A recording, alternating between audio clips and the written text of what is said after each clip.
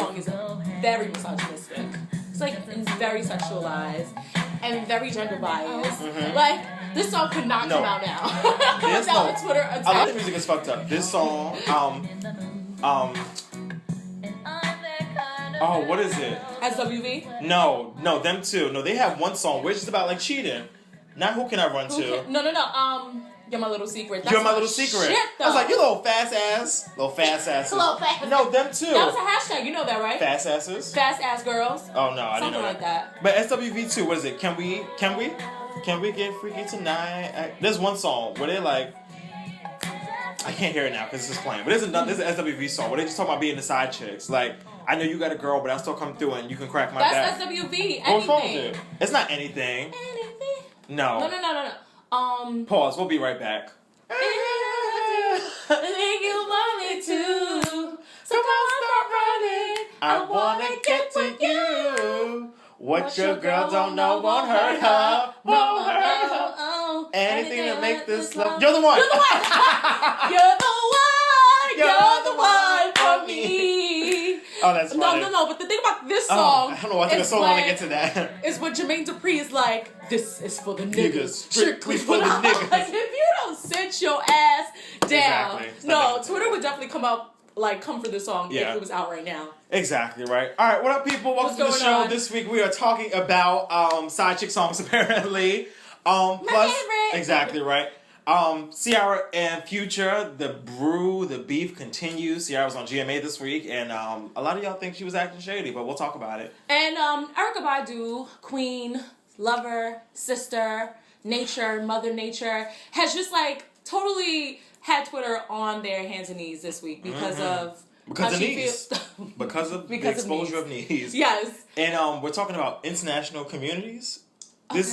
Should we all be as one? Should we all just be one? The question is, are we all one? And I know a lot of you already think that we're not, but there are people out there who really think that we are an international community. Well, should we? Shouldn't we be? We'll talk about it. It's still Diverted! Alright, so Monday night, Erykah Badu just went on Twitter after reading an article about young woman who... I don't want to say young women, more like the male teachers who are adults, who are distracted by young women who wear short skirts or have more to show. Erykah Badu said, "I agree, we all are sexual beings and we should consider everyone. Young girls are attractive and some males are distracted. One way to protect the youth is to remind them that they are sexual in nature, and as they grow and develop, it is natural to attract." And she goes on and she says, males should be taught to be responsible for the actions from childhood. It's not okay to prey on young women. And so I'm just going to steal some of your water. That's disrespectful. Whatever. I just think that long skirts won't keep men from being distracted. And if they are distracted, how long are they distracted for? Like, if we're in school, how long are you really sitting there looking at homegirls, you know, ass and titties, just straight objectifying her and like... You're more here for T&A. But my problem with this is that it wasn't even that because you say how long are people going to be distracted? But her stance on this article wasn't even about for students. It was about for the teachers. Right. She's not talking about, right. Yeah, she's saying how young girls need to dress in like, you know, longer skirts and look more appropriate in school so that the teacher isn't distracted. The teacher shouldn't be distracted. The teacher's not here. First of all, teacher should never be here for me in the first place. Right. Teacher should only see me as pupil A, pupil B, pupil C. So I don't understand why... I mean, I get it. I get the whole... Because I agree. Like, if you were a sophomore in high school, you don't need no skirt that's above the knee. If you're a senior in high school, you don't need a skirt that's above the knee. If you're in a high school... Yeah. You don't need any skirt. Even if you're 21 in high school... Especially if you go to a school that is telling you have to wear a uniform. Yeah. I don't think it's appropriate. But her resolution is like... It's also bad. It doesn't do anything for me. It just doesn't... It didn't come off Erykah Badu like. It didn't sound like, oh... If you just presented this topic to me and like, oh, this is the problem, this is the article that's written, Erykah Badu said this response, pick A, B, C, or D. I would not pick A, and Erykah said A. So I'm just surprised that she would take this stance being the type of woman that I thought she was, or that she is. It just seemed odd for me. I just didn't expect her to What I do respect about Erykah's stance is that she is giving people the conversation where to say, as heterosexual men, they are attracted to women, but she's not saying like, women are attracted to men. Like, women aren't looking, and women are not saying that, you know, women are out here, I want to rape him. Yeah. Probably jokingly, but it's not I think it's something, I guess, the heterosexual community should definitely get more into talk about when it comes to sexuality and not just on the media. I think that she had everybody jumping on Twitter about it. I didn't expect Erykah to say something like that. Yeah. And if she was to be talking about something like that, it's usually like, queen, sis, like respect yourself, love yourself, because, you are a queen and your body is a temple and stuff like that. But I wouldn't think that she's saying like sacrifice your being for the next man. Now that's a whole nother Erykah that I've never heard. Because you're going to be attracted to what you're attracted to. You could attract, but that don't mean whether they're in a sheet, or socks. Right. If somebody look good, you're going to jump up on it. But 60% of black girls are sexualized or sexually abused before they're 18. And I doubt it's because they have a short skirt. Yeah. I have a solution for all of this. Women wear longer skirts. Guys don't wear gray sweatpants. All will be right with the world. God, that's not true. Yeah, that's true. Not true. That's how you fix it. No, that's not how you fix it. Yeah. You fix it by telling. Because then you can't see coochie crack for the guys. The girls won't be able to see peen print. Everybody be good to go. This is unacceptable. Being that we do, and like we've talked about before, we do live in a sex-driven society. Because there are civilizations now, tribes and villages where women are walking around ass and titties, and so are the men. Yeah. And the men are not like. I put my titties away when I go outside. I don't think the men are out there just like preying on their woman 24/7. It's just like they see it every single day. The point. But then with that is that it's not like you're seeing just regular old titties and ass every day. You're seeing like your mama's titties and ass, your grandmama's titties and ass, the people in your villages. Yeah, but I'm saying like, it's not you're used to it. You're used to seeing this every single day, so it's not something that's like a distraction. A distraction is somebody. No, but that's not true though. Because if you have a sibling, let's say if you you do have brothers, but let's say if you were a guy and you had a sister that walked around in boy shorts in the house, you won't be looking at your sister like, yo, damn, my sister caking right now, right? Because that's not common. But if you're gonna look. Stuff is always different when you go outside of the home. Mm-hmm. So it's just like, how most of these, men talk about women on Twitter is not the same way they would talk to their mama, their grandmother, or their sister. So it's just about, it's the outside perspective. It's the fact of like, oh, I don't know this person. This person has no relation to me, so now I can objectify them. You're not going to objectify your cousin at Thanksgiving dinner. Okay. That's just not how it works. Especially because you usually got to all over the floor. And maybe you might objectify your cousin, but you got your own personal problems you need to work through. I don't know what y'all do. The point is not to objectify a woman. And if you're going to be distracted by anything, be distracted by their mind, things that they say, the things that they're doing for their community, the things that they do for their mom, their sisters, their brothers. Like, be distracted by that. If you're only distracted by a woman's ass and titties, that says a lot about you. So, that's my stance on it. Word. Ciara and Future are going at it yet again. So, Ciara is hosting the Billboard Music Awards. I have my own personal opinions about that. But she and Ludacris are both hosting, and they went on GMA this past week to announce the winners, and when it came time for, I think, Best Hip Hop category, Ciara's running through the nominees, and she's like, Best Hip Hop categories, nominees are, Drake, Tupac, she pauses, and then Ludacris jumps in, he's like, Future, and then she's like, Salento, and, Bobby Shmurda or somebody, so Twitter was all the abuzz, all the, ooh, Ciara shades Future, ooh, blah, blah, blah, ooh, Ciara's so petty, she a fuck bitch, I can't stand. For some reason, a lot of people hate on Ciara so much, and I don't get why.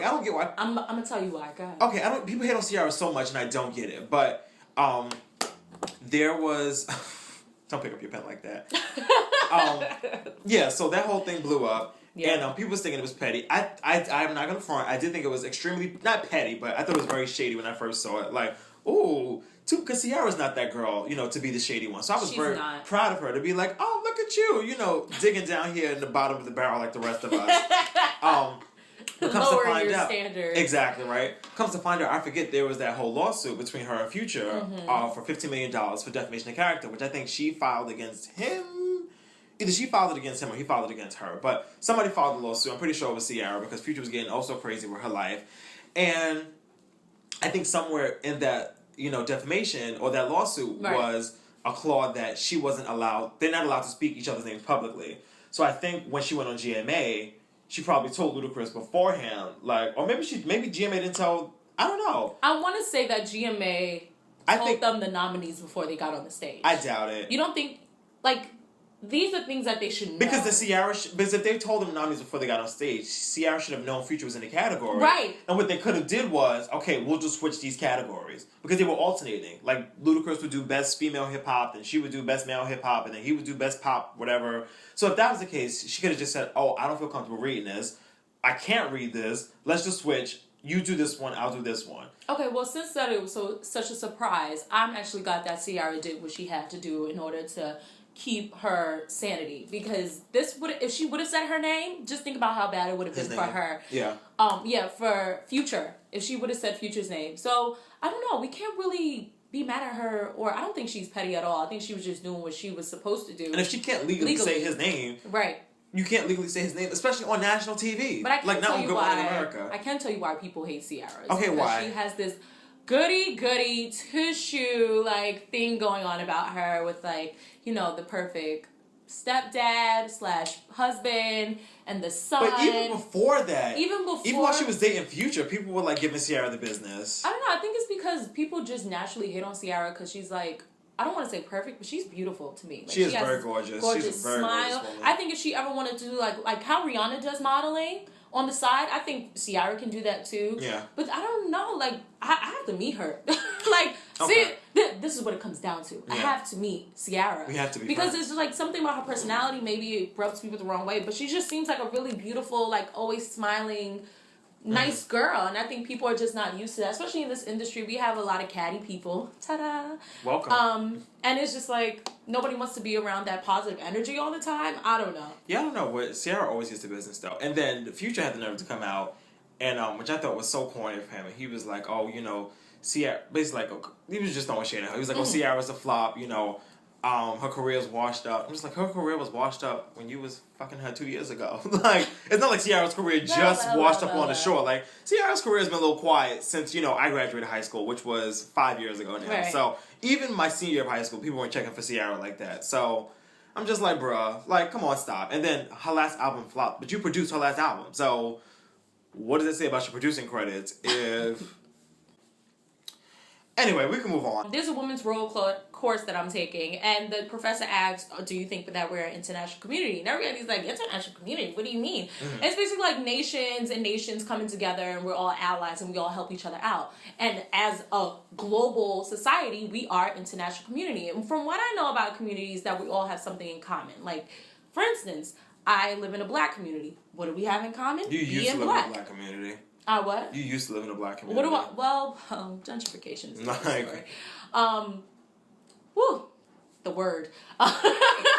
Shake your spirit up. Exactly. So the professor goes, well, do you think we are an international community at the college that I go to? And we're all like, yeah. And I'm like, no, we're not. No. I was like, we have a Dominican club, we have a Muslim club, we have a Christian club, we have a black student union. And it's we have all these different things because we are getting some sort of misrepresentation in other clubs. That's why we have to have our own.